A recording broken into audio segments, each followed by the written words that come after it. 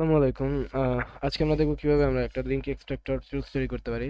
আসলে আমরা যখন এসকিউএল করি বা এক্সারসাইজ করি বা যে কোনো ধরনের পেনিট্রেশন টেস্টিং করি, তখন কিন্তু আমাদের ওয়েবসাইটের প্যারামিটারের প্রয়োজন হয়, যে ওয়েবসাইটে কি কি লিঙ্ক ব্যবহার করা হয়েছে।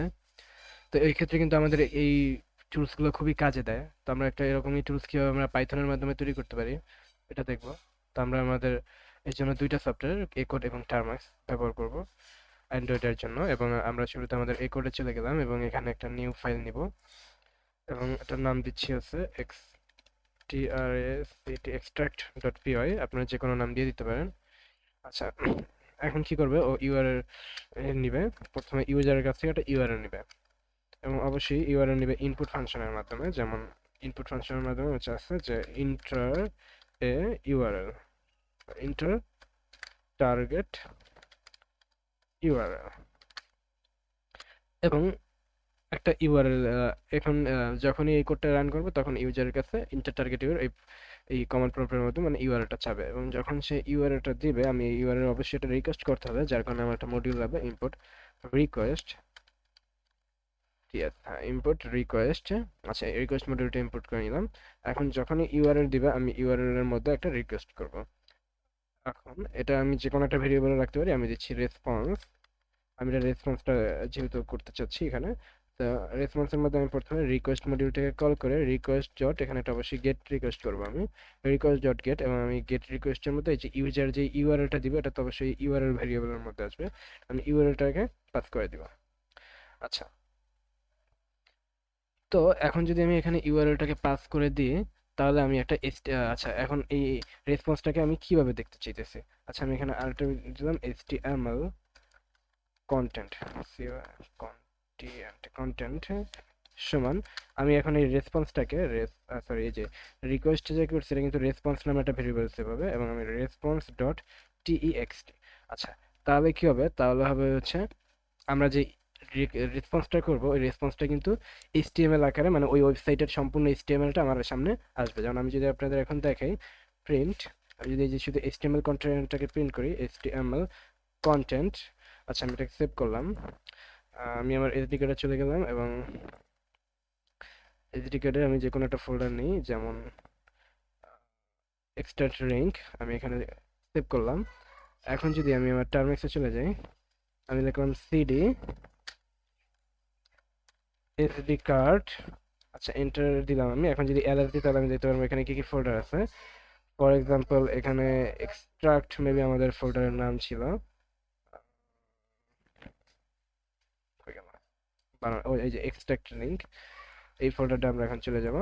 তো আমি লিখলাম সিডি, তারপরে এক্সট্রাক্ট লিঙ্ক। এখন যদি আমি এলএস দিই তাহলে কিন্তু আমি যে এক্সট্রাক্ট ডট পিওয়াই ফাইলটা পাবো। এখন যদি আমি এটা রান করি, Python extract extract dot PY, তাহলে দেখেন আমার কাছে হচ্ছে ইন্টার টার্গেট ইউআরএল। আচ্ছা, আমি এটা যে কোনো ইউআরএল নিয়ে নিচ্ছি।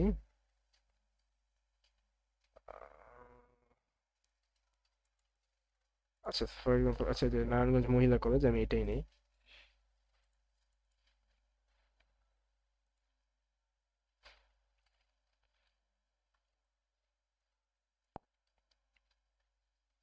এই দেখেন আমাদের এই যে ওদের যে মানে হোম পেজে যে এইচটিএমএলটা আছে, এই সম্পূর্ণ এইচটিএমএলটা কিন্তু আমার সামনে আইসা পড়ছে, মানে ওদের ওই হোম পেজের সম্পূর্ণ এইচটিএমএলটা আমারে দিয়ে দিচ্ছে। আচ্ছা, এখন আপনাদের যারা এই সম্পর্কে এইচটিএমএল সম্পর্কে ধারণা আছে তারা কিন্তু আপনারা জানেন যে আমরা এই এইচটিএমএল এর মধ্যে মানে কোনো একটা লিংক যুক্ত করার জন্য বা কোনো একটা পাথ দেওয়ার জন্য অ্যাঙ্কর ট্যাগটা ব্যবহার করি। অ্যাঙ্কর ট্যাগ মানে ট্যাগ। আমি আপনাদের যদি দেখাই, আহ, আচ্ছা, এখানে যেমন এই যে AHREF, এখন এখান থেকে কি পেজ আইডি 56 এ যাবে এরকম। বা মানে কোনো একটা ওয়েবসাইট হলে যেমন এই যে তারপরে HREF, মানে অ্যাঙ্কর ট্যাগ এবং রেফারেন্স দিয়ে কি করতেছি আমি, ওইটাকে কোন জায়গায় যাবে এরকম। মানে মোট কথা হচ্ছে একটা ওয়েবসাইটে যে লিঙ্কগুলো থাকে বা যে পাথগুলো থাকে ওইগুলো আমরা এ দিয়ে করি। যেমন ট্যাগ বা অ্যানকর ট্যাগ বলা নাকি, আমরা অ্যানকর ট্যাগ দিয়ে কিন্তু ওই লিঙ্কগুলো পাই। তো এখন আমার কাজটা হচ্ছে গিয়া আমরা এই যে এইচটিএমএল কন্টেন্ট থেকে আমি ট্যাগগুলো খুঁজে বের করবো, যেখানে ট্যাগগুলো কোথায় কোথায় আছে। তো এখন ট্যাগগুলো যদি আমি খুঁজে পেতে যাই, এই জন্য আমার আরেকটা মডিউলের প্রয়োজন হবে এবং ওই মডিউলটার নাম হচ্ছে গিয়ে বিউটিফুল, আচ্ছা বিউটিফুল সোপ। এখন এর জন্য আপনার ইম্পোর্ট করতে হবে ইম্পোর্ট বি ইম্পিওআরটি ইম্পোর্ট BS4। আপনি BS4 মডিউলটাকে এখান থেকে নিয়ে নিতে পারেন। আর BS4 এর একটা সাব মডিউল হচ্ছে গিয়ে বিউটিফুল সোপ। এখন আপনি বিউটিফুল সোপটা কিভাবে পাবেন আমি একটু এখানে দেখাই, যেমন আচ্ছা BS4 dot BAUTIFUL beautiful SOUP beautiful soap. তাহলে আপনি পরবর্তীতে কিন্তু এরকম আপনি এটা কাজ করতে পারেন, কিন্তু আমি এখন এরকম করবো না, কারণ এই BS4 মডিউলটা আমি পুরোপুরি এখানে ইম্পোর্ট করব না, যেহেতু আমার এই পুরো মডিউলটার আমার কোনো কাজ নেই। আমার শুধু এখান দিয়ে বিউটিফুল সোপ নামে এই সাব মডিউলটার কাজ আছে, এই জন্য শুধু আমি ওই অংশটুকু ইম্পোর্ট করব, যাতে এই কোডটা যখন রান হয় তখন আমার মেমোরিটা খুব একটা ব্যবহার না হয়। তো আমি এই জন্য লিখবো form BS4 import BEAUTIFUL beautiful SOUP। এখন এখন কিন্তু শুধুমাত্র এই বিউটিফুল বিউটিফুল যে সাব মডিউলটা আছে এইটাই ইম্পোর্ট হয়েছে, পুরোটা কিন্তু ইম্পোর্ট হয় না, যার কারণে আমার র্যামটা এখন একটু কম খাবে যখন এই কোডটা রান হবে। আপনারা এই জিনিসগুলো খেয়াল রাখবেন, যখন আপনাদের পুরো একটা মডিউলের প্রয়োজন হবে না, যতটুকু অংশ প্রয়োজন হবে ততটুকু ইম্পোর্ট। আচ্ছা, এখন আমি স্কুপ নামে একটা ভেরিয়েবল নিলাম এবং এই স্কুপ ভেরিয়েবলের মধ্যে নেব হচ্ছে বিউটিফুল সোপ। এখন এখানে আচ্ছা, আপনারা যদি শুধু মানে এইটাকে ইম্পোর্ট না করে পুরো ইম্পোর্ট BS4 দিতেন, তাহলে আপনাদের এখানে দেখতে হবে BS4 ডট বিউটিফুল সোপ। কিন্তু আমি যেহেতু শুধু বিউটিফুল সোপটাকে ইম্পোর্ট করছি, তাহলে আমি সম্ভবত এখানে এটা রাখলেই হয়ে যাবে। এখন এই যে বিউটিফুল সোপ এবং এর মধ্যে আমি কি পাস করবো, এবং এই বিউটিফুল সোপের মধ্যে আমি পাস করবো হচ্ছে এই যে HTML কন্টেন্টটা আছে, HTML কন্টেন্টটাকে পাস করব।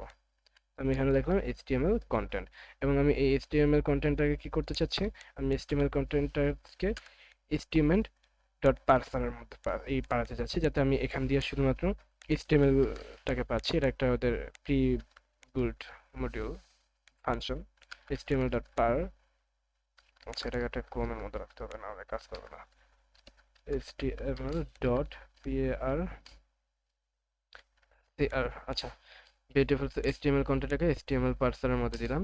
তাহলে এখন সুপের মধ্যে আমি সম্পূর্ণ HTML-টা পেয়ে গেলাম।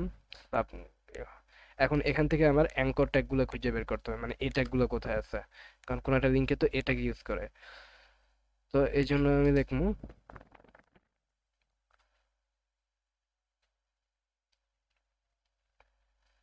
কি লেখা যায়। আচ্ছা, for link in to dot find. এখন আচ্ছা, ফাইন্ড অল এবং এর মধ্যে আমি পাঠিয়ে দিচ্ছি হচ্ছে এই ট্যাগটাকে। তো এখন কি করবে ও, এই যে ফাইন্ড সুপ মডিউল থেকে ফাইন্ড অল করবে এ, মানে এ কোডটা এ ট্যাগটা কোথায় কোথায় আছে এই সুপ মডিউল, মানে এই HTML কন্টেন্টের মধ্যে। আর যতগুলো এ পাবে প্রত্যেকটাকে ও লিঙ্ক ভেরিয়েবলের মধ্যে একটা একটা করে রাখবে। আপনারা এই রূপ সম্পর্কে এর আগেও দেখছেন। আচ্ছা, এখন এখানে একটা আমি ক্লোন দিচ্ছি এবং এখানে আরেকটা ভেরিয়েবল নিই, অ্যাবসলুট অ্যাবসলুট লিঙ্ক। এখানে আমি অ্যাবসলিউট লিঙ্ক কেন দেখলাম, কারণ এখান থেকে অনেক সময় যেমন আপনারা দেখছেন যে পুরো ট্যাগটা কিন্তু ইউজ করেন ওদের, যেমন আমাদের যদি আমি টার্মাক্সে যাই, মেবি এখানে আছে, যেমন আমি যদি এখানে যাই দেখাই,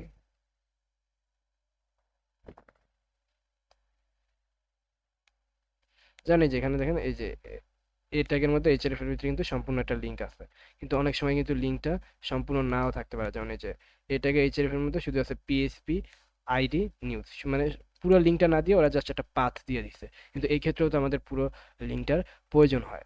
তো এই জিনিসটা যদি আমরা এখন যদি আমি এভাবে প্রিন্ট করি আপনাদের, তাহলে কিন্তু অনেক এই মানে পুরো লিঙ্কটা অনেক সময় আমার আসবে না, সাব লিঙ্ক মানে একটা পাথ আসবে। এই জন্য আমার ইউআরএলটাকে জয়েন করতে হবে।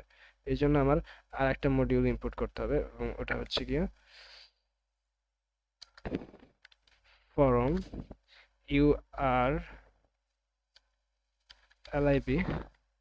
ইউআরএল লাইব্রেরি ডট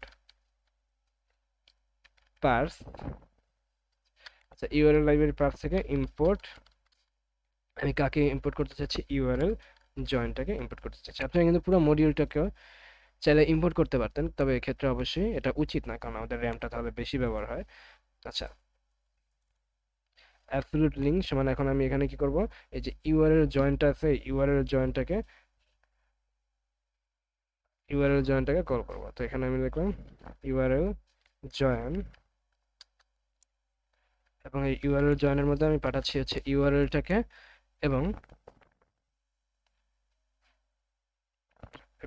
এখানে কি করছি, এই যে লিঙ্ক ডট, আচ্ছা এখানে কিন্তু আমি কমা ব্যবহার করছি, আপনারা দেখতে পারেন।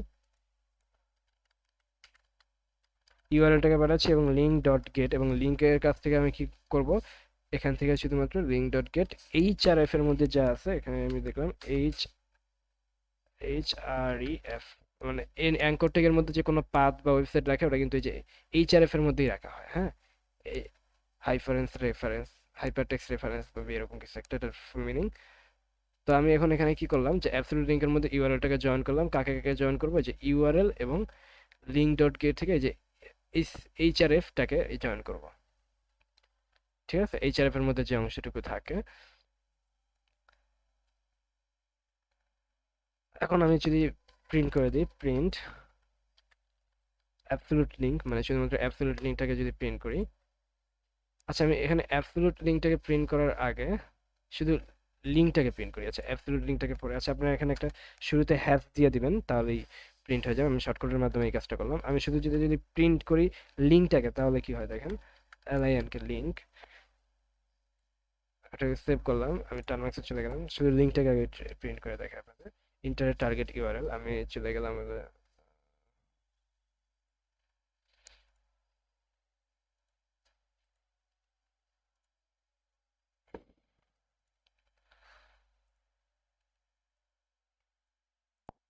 এই যে এ ক্লাস, দেখেন এখানে মানে পুরো অংশটুকু এসে পড়ছে, কিন্তু আমি তো এখান দিয়ে শুধুমাত্র এইচআরএফটাকে চাইছি, মানে এইচআরএফ এর মধ্যে যা থাকবে দেখেন, কিন্তু পুরো এ ট্যাগগুলো সব এসে পড়ছে, কিন্তু আমি তো এটা চাইতেছি না। আমি সাথে শুধু এই যে এইচআরএফ এর মধ্যে যা থাকবে এটা, এই যে যেমন এখানে ইউআরএল নাই, এই ক্ষেত্রে ইউআরএলটা জয়েন করে দিবা, আর যখন ইউআরএল থাকবে তখন এটা জয়েন করবে না, আমি এরকম চাইতেছি। এই জন্য আমার এখানে কি করতে হবে, যে এই যে অ্যাবসলিউট লিঙ্কটাকে প্রয়োজন। আচ্ছা, আমি এখন এটাকে কমেন্ট করে দিচ্ছি, মানে এই যে শুরুতে একটা হ্যাজ দিয়ে দিলেই আপনার কমেন্ট হয়ে যাবে। আমি এটা শর্টকাটের মাধ্যমে করতেছি, তো এই জন্য আমি আর হ্যাভ লিখছি না, আমি কিবোর্ড শর্টকাট ইউজ করতেছি। আপনাদের এই লাইনটা আপনারা কাইটে দিবেন, এটার প্রয়োজন নেই। আর রাখলেও হ্যাভ দিয়ে রাখবেন, তাহলে এটা কমেন্ট হয়ে যাবে, কাজ করবে না। আমি যে আবার দিই, এই যে এক্সট্রাক্ট লিঙ্ক, এবার দেখেন, এবার কিন্তু আমার ফলাফলটা একদম পারফেক্ট প্রত্যাশা অনুযায়ী। দেখছেন, আমি একদম সবগুলা লিঙ্ক কিন্তু এই ওয়েবসাইটের, মানে যতগুলো লিঙ্ক আছে সবগুলো লিঙ্ক কিন্তু এক্সট্রাক্ট করতে পারছি। তো আজকের ভিডিওটা এই পর্যন্তই থাকবে, আল্লাহ হাফেজ।